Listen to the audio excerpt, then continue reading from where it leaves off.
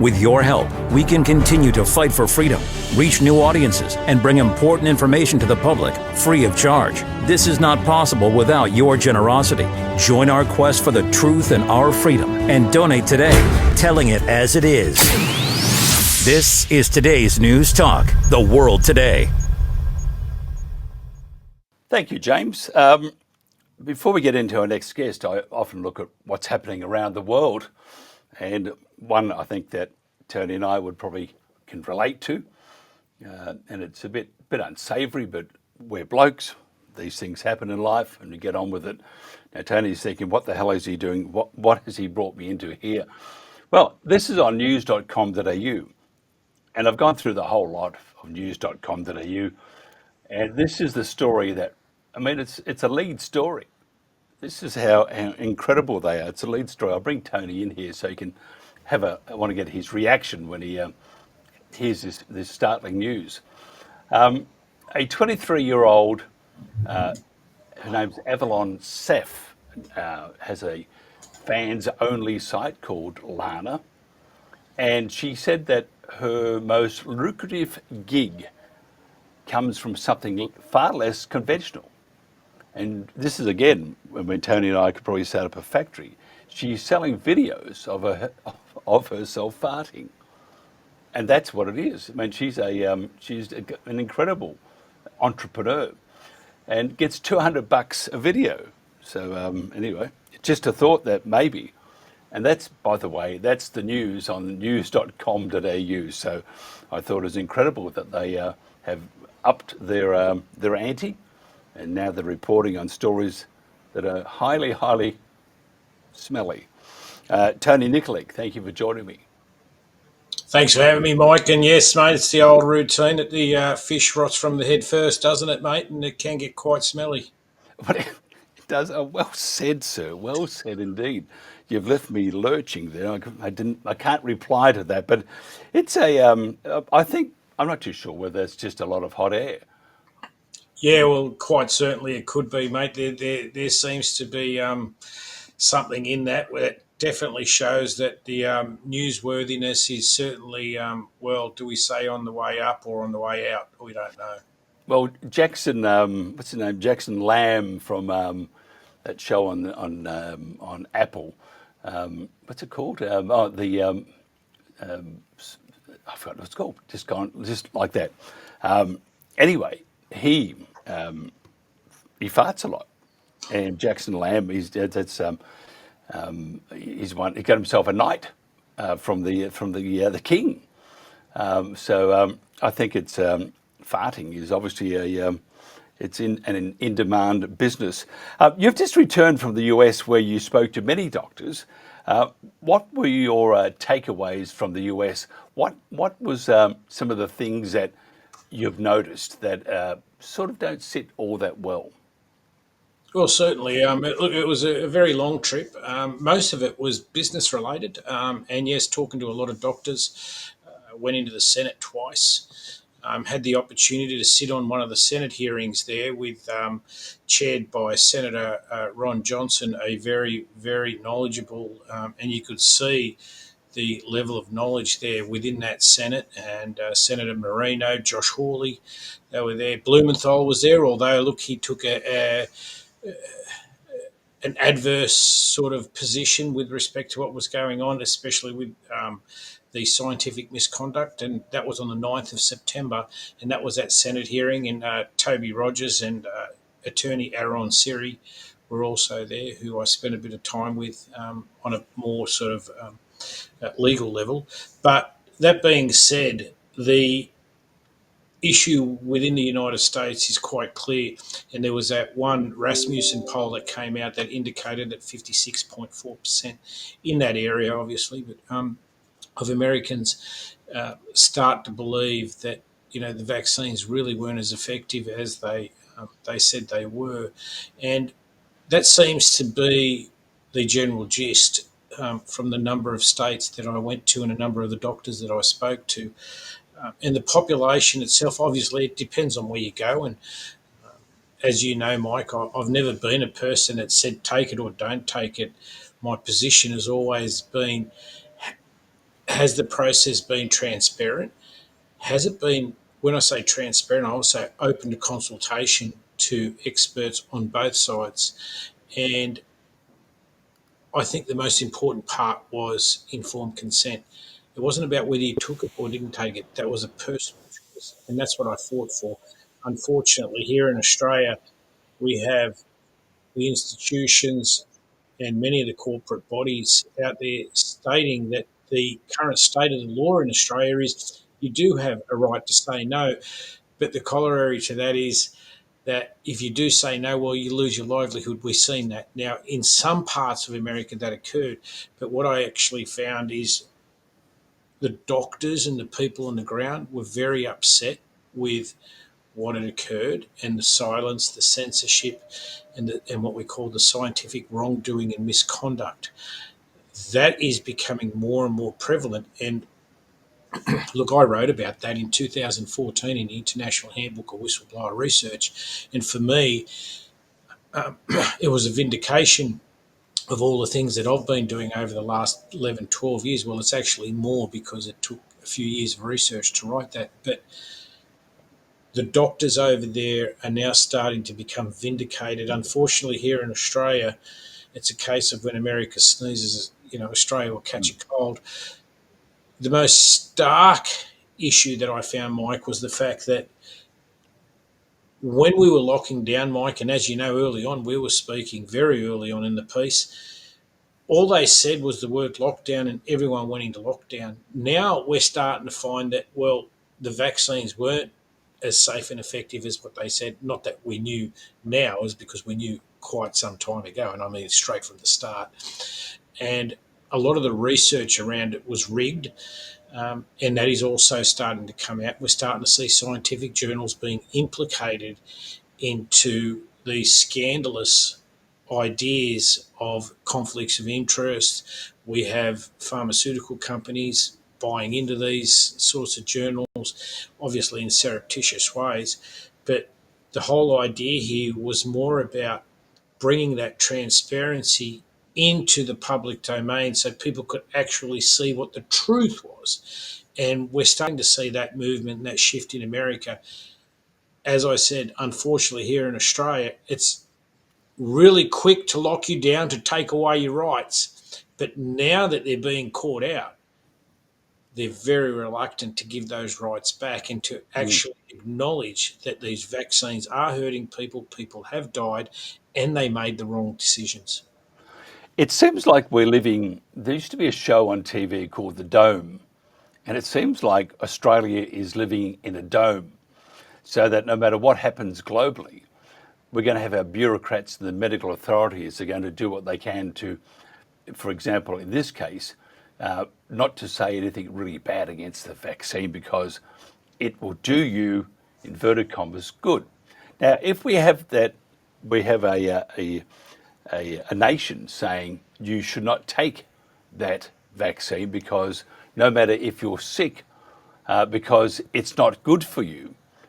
If they keep supporting it, for example, under the dome in Australia, knowing full well that, for example, the US and other countries are saying, don't touch it, it is not good for you, no matter if you're sick. If you take that and you get sick and you were believing what the government and the medical fraternity was saying, that it is good for you, and you get sick and you get maimed or worse still, one of your relatives or yourself passes away because of the vaccine, and you just have to look at the increased numbers of cancers with young people. You have to look at heart problems with young people. So we're not just making a story up here. If you do those things that government has said, do it, and they're encouraging you to do it, surely there is as a lawyer, you can come back at the government and say and sue them and say you knew full well what I was doing to my body, believing you was going to hurt me in some way. Do we have a leg to stand on there, Tony? Prior to COVID, I'd say yes. During COVID and post COVID, I think if I could use this term, Daniel Andrews, the much loved former Premier of Victoria, and I said that tongue in cheek, by the way, because I'm sure he's not there, but he said the vaccine economy is in full drive. Now, they're just maybe passing words to some people, but when you actually see what they're actually saying, they're saying the vaccine economy. So Australia's economy is attracting a lot of this. Now, again, I'm sure, and I've always taken this position, vaccines for some people are the panacea for the elderly, for some of the most vulnerable. If that's the case, then let that be the case. But what you don't do is shut down, okay, people's legal rights. Don't shut down their medical rights, such as informed consent and valid informed consent for that matter, and also allow them to make the choices that they believe are vital for them. And most importantly, don't knock science and the doctors who are coming up saying, hey, I think there's something wrong, or I think we can do this better, because that's what happened. We had this big censorship machine coming in. So when it comes down to rights, well, it follows that a lawyer's duty is not only to the client but to the courts, and the courts also answer to the community, as do lawyers. So if you influence the community, you influence the courts, right? It's just a logical progression. And I said this from day one, that at the point where that logical progression then impedes one's ability to go into court and get redress. Because when I talk about redress, and I wrote an article, I think it was in the Spectator Australia, where the burden of proof had switched, and that burden of proof has gone from proving, okay, so that's the pharmaceutical companies proving that their product is safe for market, and it's switched over to the consumer proving it is dangerous. How do you get that if you have a rigged scientific market? And that's where exactly what Senator Ron Johnson was talking about. It's also published in my book chapter in 2014, chapter 16. If that's all rigged, then what you've actually done is you've manufactured a consensus. And the way the law works is it's going to go based on what they call the standard. And the standard is, this is what all doctors are saying. This is what the community is saying. Therefore, we're going to go with them. Well, that's not necessarily justice, especially if, as you say, and as I know, because I've certainly got cases of this nature, is people were hurt and people have died. And you cannot say that it didn't happen, because it has happened. But having said all that, current evidence shows, for example, colon cancer, there's a quote that it has increased by 8,300%. Now, if you look, that's astronomical. If you look at the cases of young people getting cancer, if you're looking at myocarditis, which they know is attributed to the vaccine, and that's a bad word for it, it's short-term gene therapy. There is enough evidence now to say to anybody that says, oh, it won't hurt you, you can quite comfortably say all the evidence points to that it will hurt you. And if you get 5 or 6 boosters, and by the way, if you got 5 or 6 boosters, it says it doesn't work. But if you get 5 or 6 boosters, it will also show you that your chance of getting a cancer is astronomical. And government knows that, because all the evidence shows it. So surely you can, I mean, if you have to prove that the vaccine causes damage, it's not hard. It's out there now. And this is, look at VAERS in the US, 1% of reports. That's what it shows you. Only 1%. The rest of it, they say you can multiply that by 99. That 1% showed you 38,000 Americans died of the vaccine, related to the vaccine. That itself, you don't need to quote anything else. So I go back to my original, not question, probably concern, is how can the government keep pushing these vaccines, knowing full well, and that evidence shows you that the vaccines could possibly kill you or maim you, and that government knows full well, because the evidence shows it, and other governments are now saying this is a fact, that they are still pushing these vaccines and we know, and people and the studies show that the vaccines are going to hurt you. How can government allow that? Well, the thing is, government went so far down the rabbit hole to push this, is they've doubled down, and that's what's happened. And But so, they're wrong. But they have absolutely, this loaded gun, and they're pulling the trigger, and they know full well that if they shoot randomly, it's going to kill people. They know that. The yes. evidence shows it. So how can they be unaccountable, Tony? Well, that's the essence of, if you recall my case, Kassam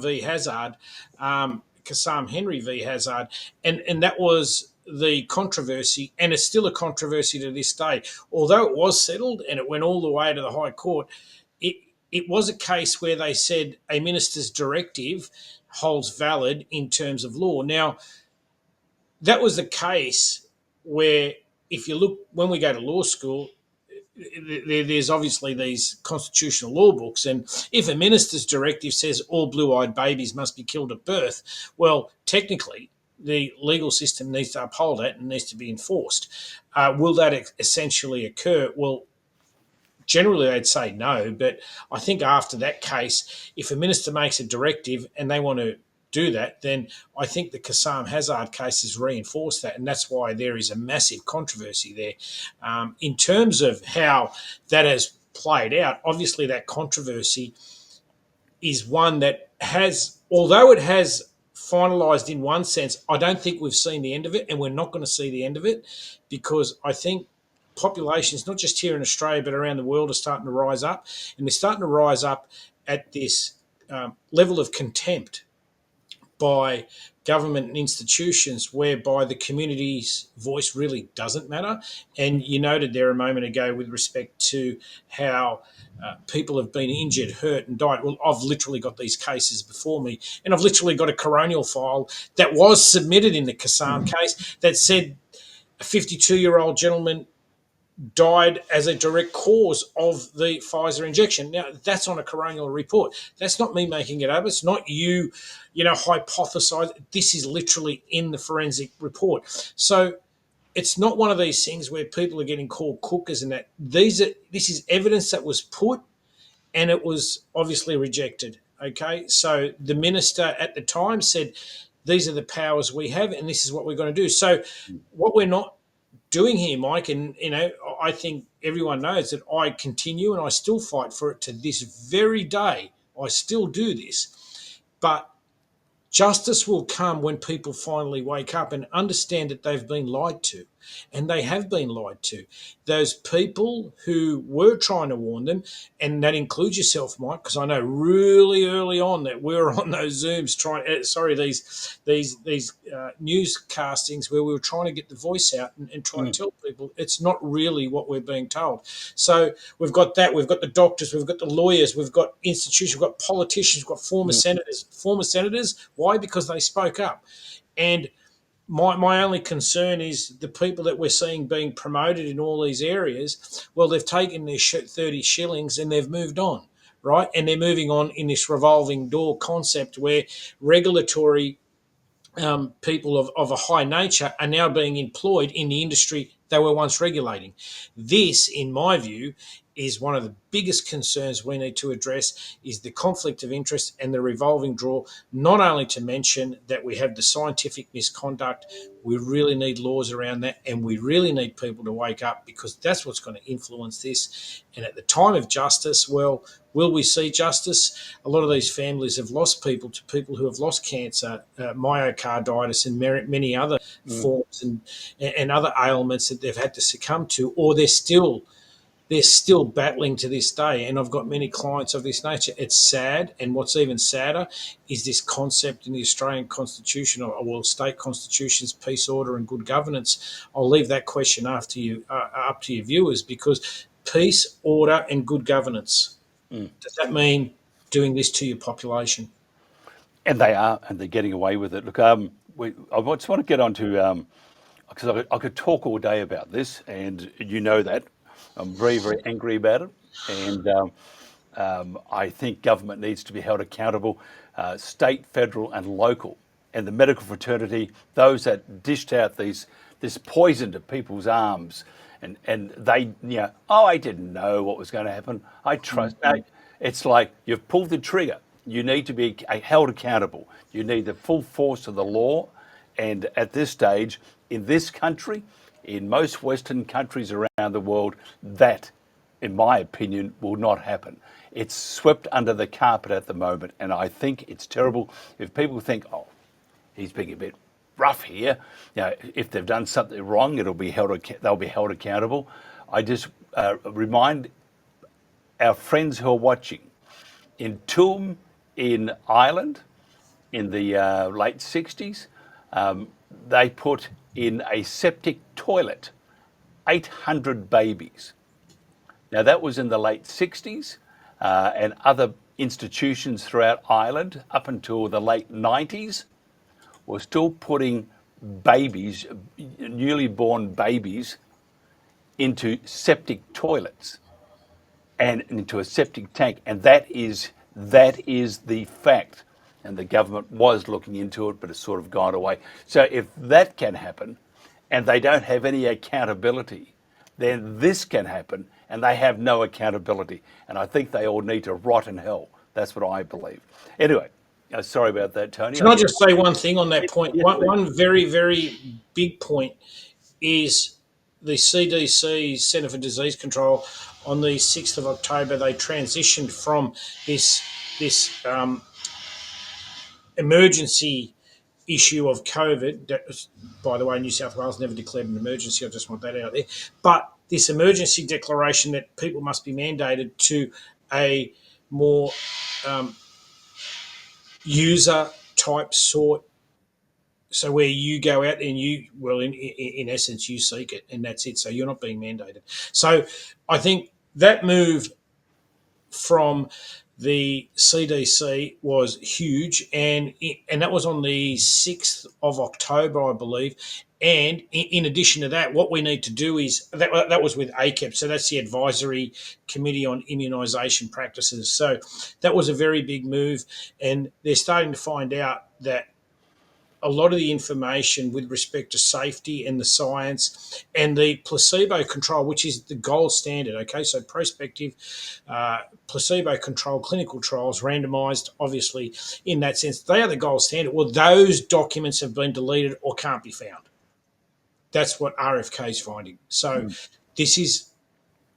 there is something wrong. And I know my FOIs with respect to the childhood immunisation registry here in Australia, where they said we don't necessarily need to conduct those, we can rely on other countries. So there are a lot of questions here that people are injecting into their children. They don't know because our TGA doesn't even know. That's right. It's just terrible. I need to ask you, you were there when, because I'll just go back a couple of weeks. Donald Trump apparently was very angry that Pfizer hadn't told him of all the damages that it could do when he had Operation Warp Speed. And he was very angry. Oh, I was a very angry man, very angry president. And then we have Donald Trump celebrating Albert Bourla and Pfizer and said what a magnificent job he did. Do you think 79 is too old to be president? Because on one hand, he's angry that he wasn't told, and that he recommended that Americans take this poison with Operation Warp Speed. And then we have, though, just recently, even saying that Albert Bourla, great guy, Pfizer, what a magnificent organisation. Does that, I'm being facetious here, that 79 he shouldn't be president, but does it, it must worry you that you have a president who's very much like a president flip-flop at times, and he does one good thing and puts both feet in his mouth and does two bad things. Well, again, I seen that, and look, I was there at the time, and I do note that he doesn't have. Well, it didn't impress upon me that he was in their camp. What impressed upon me the most is that Donald Trump, he is the art of the deal kind of man, okay? And the way I read it, and it's the way I read it, and it could be at odds with others, is that because he's a man where he looks at the art of the deal, I did not see, and if you look at the footage, I did not see Mr. Baller, Albert Baller, the CEO, having any pleasure in his eyes or his face whatsoever. No, he didn't. But Trump said, though, he did a magnificent job with COVID. Yes, yes, in that sense, but I also think He that didn't. He killed people. yeah. Well, in that sense, well, I've just told you about the forensic report, so Mm. I've got no doubt in my mind that that's what happened. How many will be the question, and I'm sure that will come out. But Mm. the art of the deal that I speak of here is that $70 billion deal I believe they've just done recently. Yep. That there appears to me to be more like a surreptitious fine, where you do as I say, or this is going to happen. Okay. Now, I can, from my understanding of being over there, I don't see President Trump being one where he's in full support of what occurred. He was lied to, and I think he feels let down. And in my view, anyway, I see this more as an attempt of President Trump trying to ameliorate some sort of a revolutionary process, because the people are going to be very, very upset over there if they find out perhaps what they're finding out at the CDC level, which would be what RFK would be reporting to him. And again, I'm giving that the benefit because that's the way I'm reading it. And you are right. There are obviously those optics, those public optics, and those perceptions that would be influencing people to say, well, hang on a second, President Trump, this is what you said, but this is what you're doing. Mm. On that side, what I do encourage you to do, if you do get a chance to read my book chapter, you'll see that there's these things in the USA and their legal principles called deferred prosecution agreements. That's where deals are done in the background that say, you know what, I know you've done A, B, C, and D. Okay, you're going to give this much, yeah, or you're going to give us medications at this price, or we're looking at prosecutions. And they are real. They do occur, especially under the False Claims Act. Mm. And I'm not saying, look, I'm not inside the tent, but I read into that a little bit deeper, Mm. how I perceive it. And I just know that from my understanding, there is a transition, there is a move in the United States. And as I said, that Rasmussen poll actually evidences that. Mm. I just, I'm sorry, I was concerned and I was waiting for a call to be made to 911 when Robert Kennedy is standing behind Trump and his jaw hit the ground. I thought he might have broken it at one stage because it did propel downward very quickly. Yes. Now, if somebody wants to find out more about you, I know your website is aflsolicitors.com.au. What about on other socials? Yes, certainly. So we've got Twitter, or X as they say, that's Tony Nikolic 10. That's Tony Nikolic 10. We've got AFL Solicitors on Instagram. That is a really good source of information. And also on LinkedIn. So it's just Tony Nikolic on LinkedIn, or AFL Solicitors on LinkedIn. There's always a wealth of information going out there. And also the website, aflsolicitors.com.au. There are a range of resources out there. There are submissions that I've done to Senate hearings. There are submissions that I've done to a number of other bodies, letters to Parliament. There are all sorts of resources out there for you to dig into. Everything's cited. So that's, and I really appreciate your time. Yeah, appreciate your time too. Always a pleasure. Last time we spoke to you, I think you were heading off to a girly, but no, off to a. Sorry about that. I just made it up. I was in Marina Del Rey, and You were. yes, the sailing club down there, and Sailing club. They got poles in there. there's yeah, they're called masts. Good on you. But I'm not going to go there at all. Tony, otherwise I might need a good lawyer. Tony Nikolic, thank you very much. Bless you. Thank you. Take care. This is The World Today. We're today's news talk, The World Today. And back again. Welcome to The World Today. I'm Mike Ryan. My guest, amazing writer, economist, Antony Sammeroff.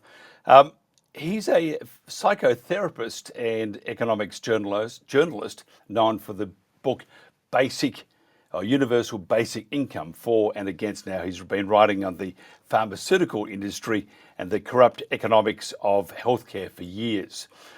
Now, you can download, by the way, this is free. You can download his free ebook, 7 Big Pharma Myths Debunked, at 7pharma,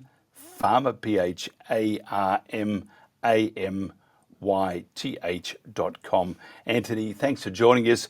How serious is corruption in the healthcare system? As you said, it seems very interesting that, on one hand, we've heard that Pfizer are the biggest recipient of a fraud fine in US history. Actually, they were until GlaxoSmithKline got fined even more. Um, Pfizer had to pay 2.3 billion with US federal prosecutions for fraud. So when you see Trump on stage making a deal with Pfizer, he's making a deal with convicted felons. What we have here is gangsters making deals to carve up who's going to get money. And by the way, the US pays about as much, the US government spends as much money on healthcare as most European nations do. It just so happens that they spend twice as much on healthcare as most countries with socialized medicine do. Not that I'm advocating socialized medicine either, but um, a lot of the money going to pharma is basically handouts from the public purse. They use the benevolent um, impulse of people to basically shuffle money, and I think this deal sets a bad precedent, although I hope it does save some money, that the government is in the business of choosing who wins and who loses, who's allowed to sell at what price, and who's going to be the recipient of this treasure trove um, of a medical system that mitigates people's symptoms while the patient gets sicker. It's been, corruption, I suppose, or graft donations, like making life pleasurable for various individuals. It's always been part of the industry. No coincidence that your doctor will always recommend take a particular drug. Take this one. This will do marvelous things for you, but don't watch any mini-series because you may not see the end of it. So they have it's always been part of it. If you wanted to clean up corruption, do you think it's too deep set now? I mean, from smaller corruption, from bribing doctors to sell the product, to big corruption such as big pharma and with COVID and the vaccines Well, and stuff like that. Well, I mean, to make this really real to you, most pharma reps have six-figure salaries, and they get five-figure expense accounts to schmooze doctors, pay for dinners, and encourage them to use their drugs. What patients want is the best drug with the least side effects at the best price. Pharma reps are not about that. Their job is to encourage people to prescribe their drugs. So as long as you have an industry where people make more money the sicker that people get, this incentive to bribe people to prescribe certain drugs. I was listening to a show the other day where a woman started a community school, and it wasn't long before she started getting letters from Big Pharma. She still got the emails, in some cases asking her to fill surveys out about her students for money. And she was even offered $5,000 per student that she got on psychiatric drugs. I just want people to understand what's going on. If you watch the evening news, 22 out of 27 ads in the USA are pharma ads. What they're doing is buying favorable coverage. By being the best paying advertisers, they're deterring the news from reporting on pharma fraud, of which there is lots. They write the textbooks for universities. Half of the budget of the institutions that are regulating them comes from the pharmaceutical industry. They send doctors on continuing medical education conferences to learn about their drugs, which they're legally obliged to attend. And if you're a high writer, someone who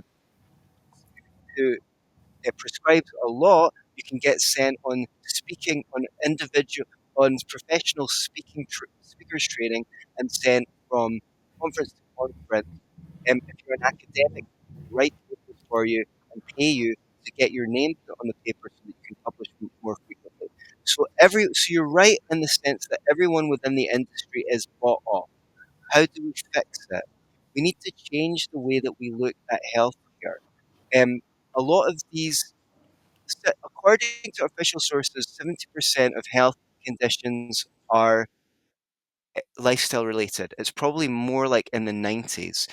Um, Now, when you're in a system where the doctor says, eat better, smoke less, drink less, take more exercise, off you go, nothing is going to change. However, there have been schemes that have been set up to get people together to form community around preventing diabetes, preventing heart disease, preventing cancer, and they have worked. I cover them in my book. Big Pharma quacks like a duck. The book is called Big Pharma. Guess it quacks like a duck. Um, and those were successful in reducing the rates of diabetes and heart disease. Often they got shut down because they lost the private hospitals' money. So they were making more money from treating people than they were from preventing illness. If you look at Singapore, they've got the best healthcare system in the world. It's not perfect, but it's up there. And what they do is they've mixed, basically, people have a healthcare bank account. Rather than having health insurance or socialized medicine, they pay into a healthcare account, which means they can shop around for the best healthcare at the best price instead of putting these mediators like the state and private insurance between themselves and healthcare.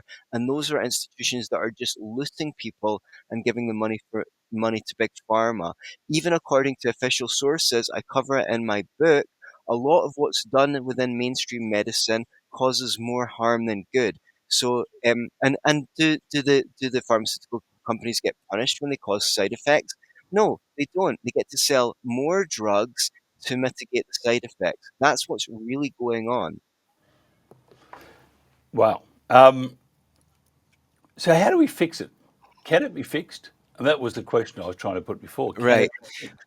Okay, thank you. How do we fix it? Well, we Mm. need, well, first of all, I hope that people will get my book, Big Pharma, Guess It Quacks Like a Duck, and look at the policy suggestions on in there.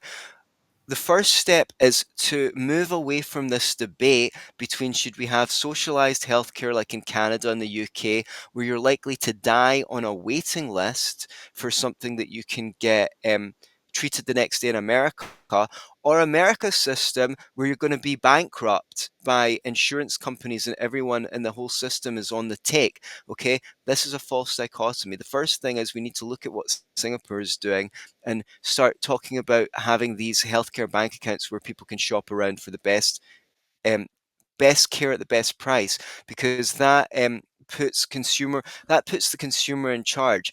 This system was designed by American economists trying to fix America's system, but nobody took it up.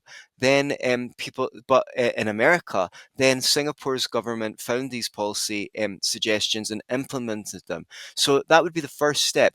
Then we need to look at the fact that what pharmaceutical medicine does is it mitigates symptoms. The mainstream medical system has absolutely failed to cure a single one of the metabolic or autoimmune diseases that we're likely to face in our life. The only people who are doing that is outside of the mainstream system, where they get people on programs to detoxify their body, to make sure that they're getting the nutrition they need, to radically alter their diet and help the human system heal itself. We've got things like hyperbaric oxygen chamber. We've got hydrolyte. The hydrogen therapies are very effective.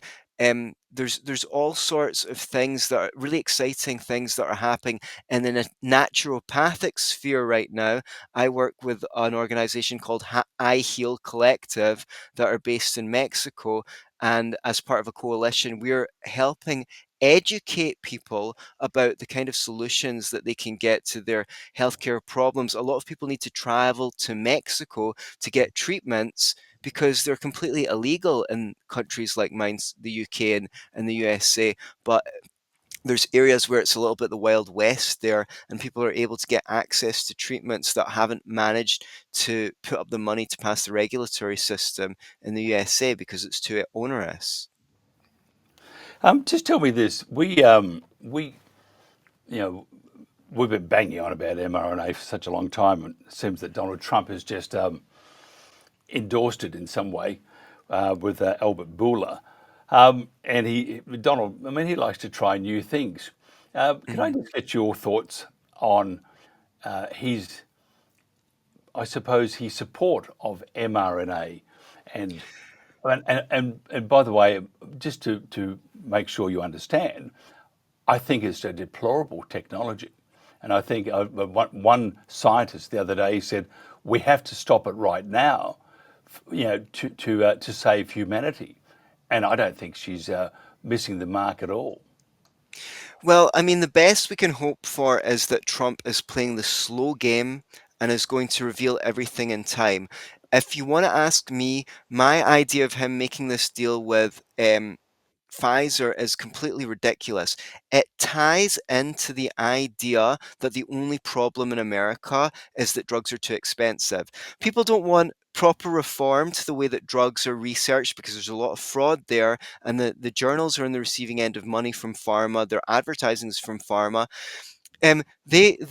There's this myth that America is spending all this money on researching the best drugs ever, and without them getting all this money, then they're not going to be able to research drugs. That's not how it works at all. They hardly ever spend money on new compounds. What they do is they take drugs that are already effective, or thought to be effective, and they slightly change them so that they can repatent them and continue to make monopoly profits on drug. I mean, that happened with the opiate crisis. The old opiates were less addictive than the new ones, but those were out of patent. So they brought in OxyContin, which was just slightly different from the old ones, but was way more addictive. They repatented it and they took the old ones off the market so they could sell the new expensive drug. They're not. Most of the money that they're spending is to schmooze people and figure out ways to get more people on more drugs. Instead of saying we need to get away from drugs, we need to look at holistic approaches to health. Um, Donald Trump is tying into the idea that all we need is cheaper drugs so that people can get more of them and they can get sicker for longer over time. And that will be lots and lots of money to the health care industry, Mm. because have people with chronic diseases that they can treat for 20, 30, 40 years. We need less drugs, not more. We don't need cheaper drugs. Thank you very much, Pfizer. Mm. And that's what he's doing. He's encouraging.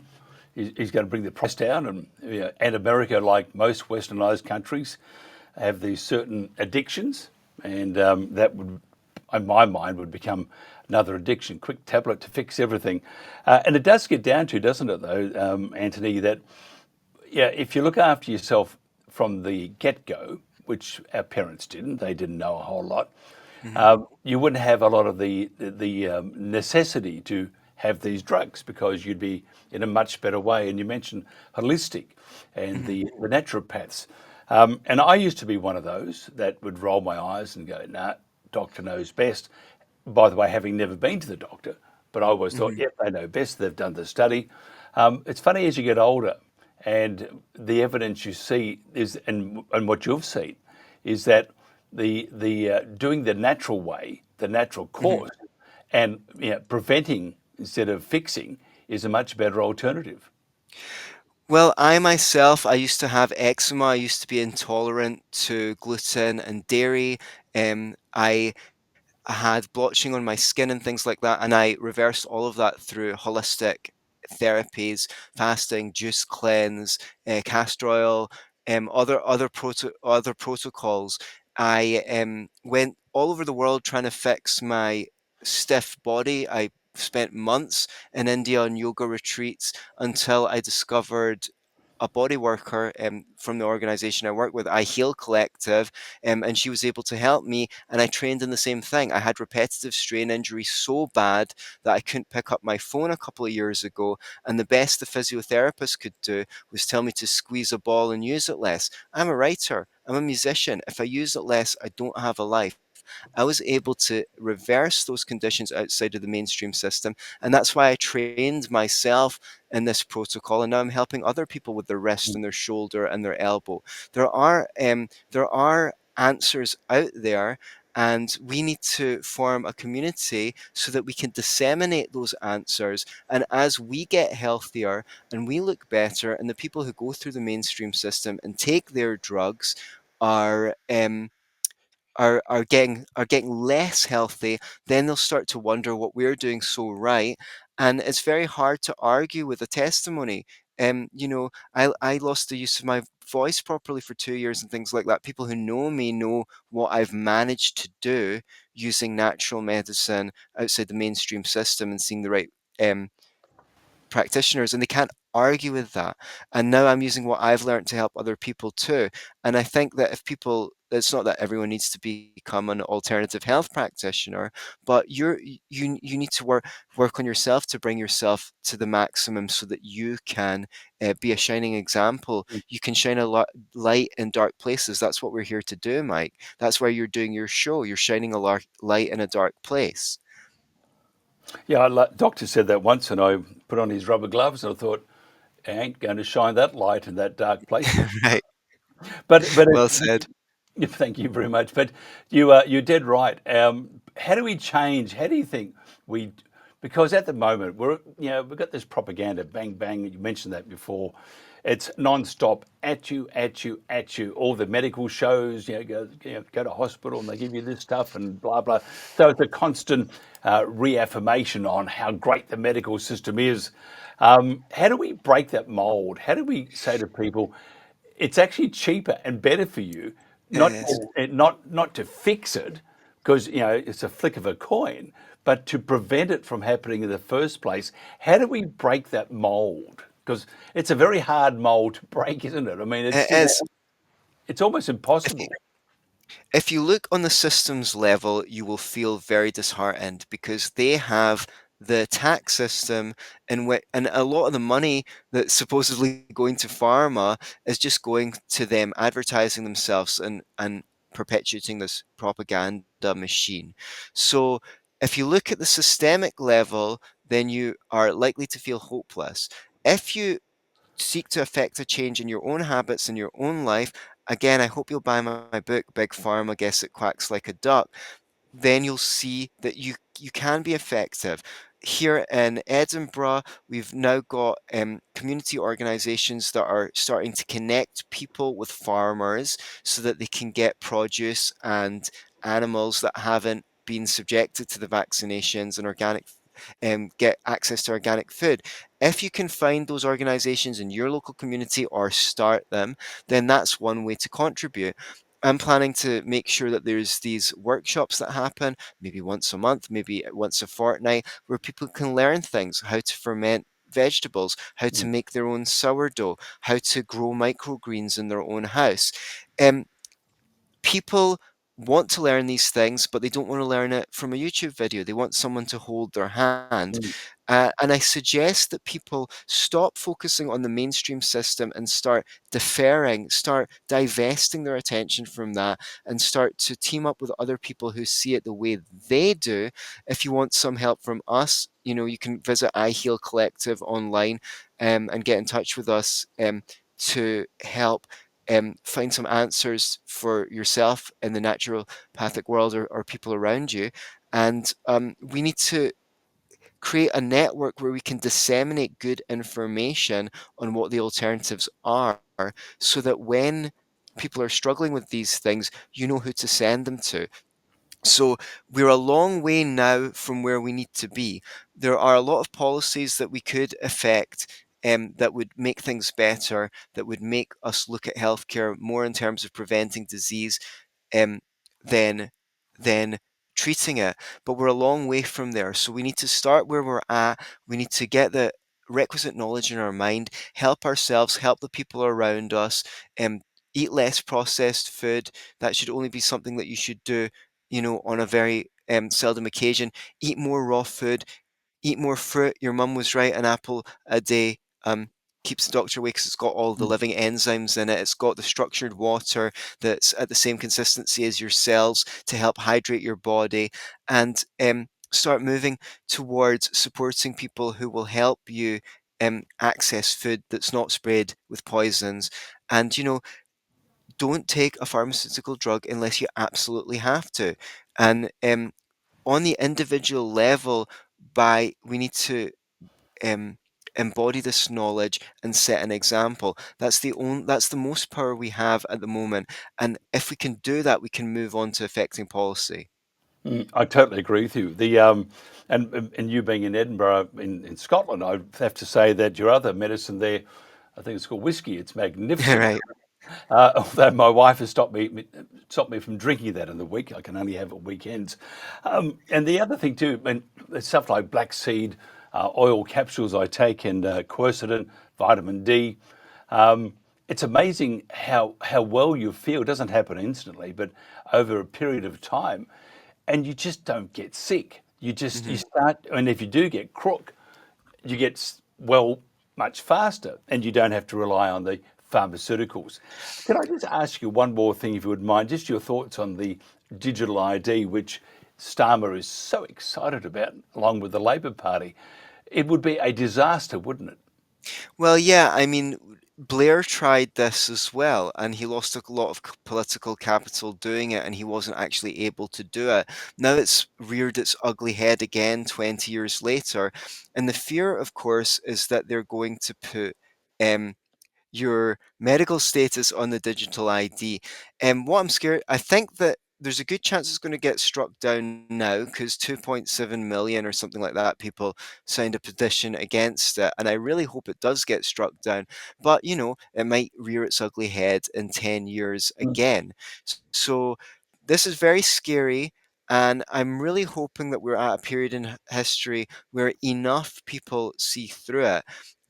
I thought that people's problem with the medical industry was that they're committing fraudulent studies and things like that. But apparently, it's just that they think that the drugs are too expensive and they want cheaper drugs. Again, with this, we have a lot of people who weren't in our like necessary libertarian Mm. sphere of politics that have still come out against the digital ID because they see that it affects them badly.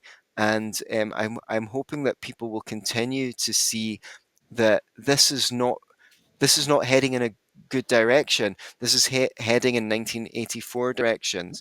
But we're going to have to be very vigilant, and we're going to have to stand up and say no. And I really hope that we're ready to do that. Yeah, so do I. I don't. By the way, I haven't. I'm not holding my breath. If you look at what happened with the COVID, the inverted commas, the vaccine's safe and effective. No, we had great chunks of populations going, "Oh Mhm. yeah, oh we'll try this," and many aren't Mhm. here now. If And somebody was, I hope they learned their lesson, I is didn't is do it. all I That was hope. me. I didn't. Yeah. Not I, not you, but those who did, that they saw that a lot of people, mm, my mother got atrial fibrillations from the jab, so she's aware of that, but she might take other drugs. I mm. mean, what does it take to wake people up? Pardon me for Doctor knows interrupting. best. Doctor knows best. No, doctor doesn't know best. Doctor's got a big new BMW out the front. He doesn't know best. He just knows how to convince you to take his product. If somebody wants to get your book, Big Pharma, If It Quacks Like a Duck, or other books, find out more about you on socials, how do they do that, Anthony? Yeah, they're on Amazon. Big Pharma, Guess It Quacks Like a Duck. If they want to speak to me, I'm still providing counseling services to people in the freedom community. Mhm. Anthony at beyourselfandloveit.com. Or if you want to get more involved or learn about natural solutions to health care items, I'm pretty easy to find because I'm the only Antony Sammeroff in the world. So you can message me on Facebook. Do people still use that? And what have you? Anthony at beyourselfandloveit.com is my email address, and I'd be happy to talk to you. It's been a real pleasure. Thank you very much for your time. I appreciate it very much. This is The World Today. If you missed your favorite show or interview, visit episodes on our website at theworldtoday.news. Our live shows are also on X, Facebook, YouTube, Rumble, Kick, and Twitch. Now there really is no reason to miss out on anything on theworldtoday.news.